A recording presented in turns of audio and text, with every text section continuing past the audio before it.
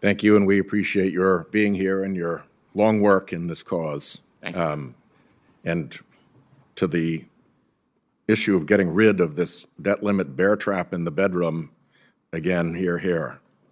Mr. Zandi, we are being presented by House Republicans with curtain number 1 and curtain number 2. Behind curtain number 1 is default. You have assessed that as financial calamity, as I understand it. Is that correct? That's the word, yeah. It would pitch us into recession. Severe recession. Severe recession, and it would cost perhaps 1 million jobs. That's a short period of default, yeah. Correct. Longer period of default, much more job loss. Correct. Behind curtain number 2 is Speaker McCarthy's what we call Default on America Act. You assess the economic harm to America of that bill, if it were to pass, as also very severe, correct? Yeah, it would put the economy on the brink of recession, if not in recession, yes. And knock $141 billion off of our GDP. Correct. Close to 800,000 jobs. And nearly 800,000 Americans would lose their jobs if this bill were to pass. Correct.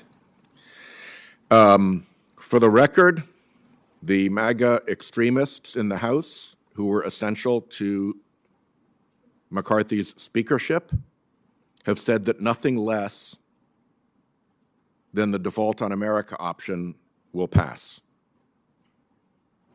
Just so it's clear, those are the two options that the extremists in the House are now presenting us. Ms. Hopper, in simple terms, layman's terms, what becomes of the American solar industry if the Default on America bill were to pass?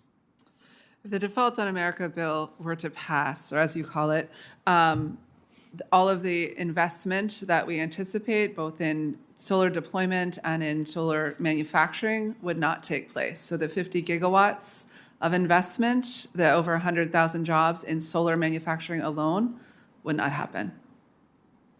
Would it be fair to describe that as crashing the American solar industry? It certainly would be fair to describe it that way, and it would also be fair to describe it as just gutting the vision of rebuilding the domestic manufacturing base here in the United States. And just for my purposes, it comes as no surprise that a bill from House Republicans, of whose 315 pages, 275 are dedicated to handouts to the fossil fuel industry, would, if implemented, also crash their competition, the solar industry. I think that that is not coincidental.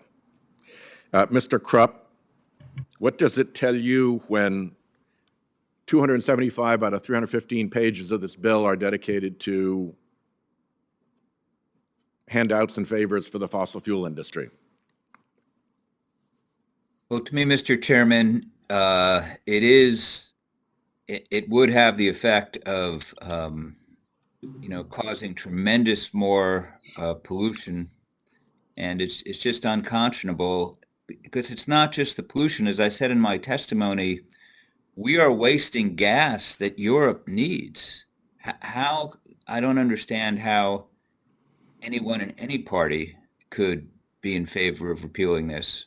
Where is the methane leakage support caucus to be found? Well, usually they're hiding, Senator. I've never heard from them. I've never heard a colleague say, you know what, methane leakage is a really good thing. We're for that. And yet here we are with a bill that does exactly that. It repeals the measure we just passed to constrain methane leakage in the economy. To me, that is yet another measure of extremism. And extremism in the service of default, or put it the other way, default in the service of extremism, is a place we should not be going. And I'm delighted that all three of the economists firmly agree that default is not an option, no matter what.